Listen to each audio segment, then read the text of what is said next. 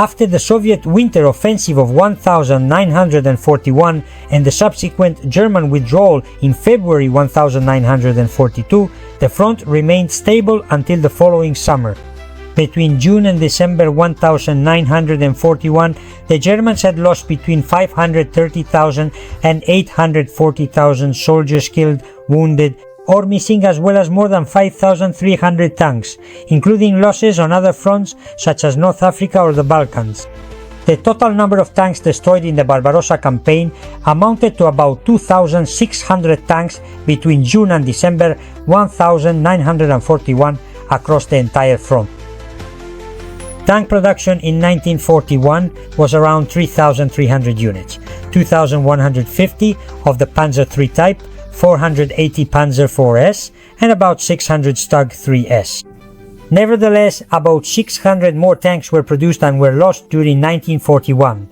We must keep in mind that tank production in 1941 was around 3,300 units, 2,150 of the Panzer III type, 480 Panzer IV's, and about 600 Stug 3's. Nevertheless, about 600 more tanks were produced and were lost during 1941. We must keep in mind that until 1942, the Panzer III was not equipped with a long 50mm gun, and a large portion of the Panzer IV's were still fitted with the old, short 75mm gun.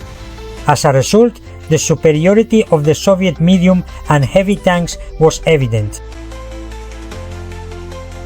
Starting in 1942, the production of the Panzer III with the long 50mm gun and the Panzer IV with the long 75mm gun was standardized, reaching a production of about 1,300 and 1,900 tanks of each model, respectively. On the other hand, a large part of the human losses during the winter of 1941 occurred in Army Group Center, so from 1942 onward, the new replacements were not able to make up for the losses of the previous winter. At the beginning of 1942, due to the impossibility of covering the losses from the winter of 41 because of a lack of replacements and sufficient weaponry, the Oberkommando of the Wehrmacht ruled out resuming the offensive on all three fronts due to a lack of resources and decided to launch a new attack on the southern front toward the much-needed oil fields of the Caucasus, the so-called Operation Blue.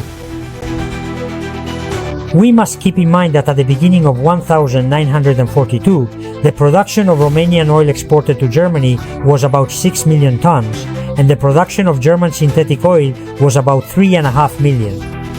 The Army's reserves had been reduced by 50%. The Luftwaffe had barely a third of the fuel stocks it had the previous year. The German Army consumed about 9 million tons of oil in 1941, not counting the domestic and industrial consumption of the Reich. Thus, the deficit was the true Achilles heel of the Third Reich. Ultimately, the offensive against the Caucasus aimed to definitively solve the problem of fuel shortages and at the same time deprive the Soviets of their oil fields. On the other hand, Germany began to experience shortages of raw materials for its armaments and equipment industry. For example, military jackets started to use synthetic and recycled materials. Leather boots were shortened, with the shaft length reduced from 41 to 29 centimeters. The design of the M35 helmet was simplified to reduce costs, and the MG34 was also simplified, resulting in the MG42, which was easier to produce. Newer, more modern equipment was introduced, such as the 50mm anti-tank pack, and one-third of the Panzer III tanks were equipped with a long 50mm cannon, replacing the short one.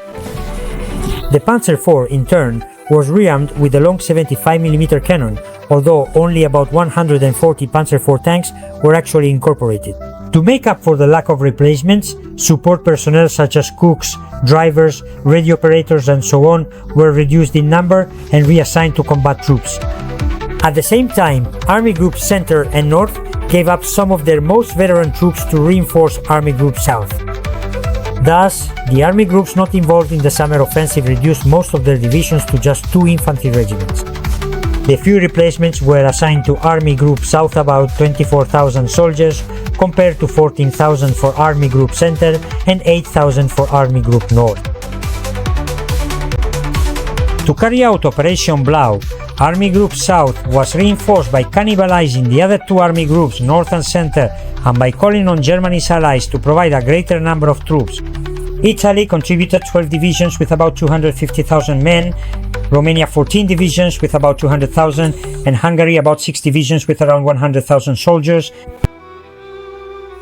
The Panzergruppen were restructured into panzer armies, losing 2 armored divisions and 1 motorized division, but incorporating, on the other hand, 2 infantry divisions. Naturally, this greatly affected the mobility of the panzer groups. The summer offensive, Operation Blue, would involve about 1,500 tanks between 120 and 140 per division, at the cost, however, of stripping the armored units from army groups North and Center, which on average were left with about 50 tanks per division. To equip the divisions with self-propelled artillery and mobile anti-tank battalions, the old chassis of the Panzer II and Panzer 38T were adapted to mount more powerful anti-tank guns on them. Due to the lack of motor vehicles, a large part of the division's vehicle fleet was allocated to transporting supplies, so they mainly used horse-drawn vehicles for their movement. Despite requisitioning more than 200,000 horses, the German divisions still faced a significant shortage of mounts. We can see then that the main Achilles heel of the offensive was the horse-drawn transport of supplies to the frontline troops. In the next video, we will address the topic of the railway network on the southern front and its negative impact during the campaign.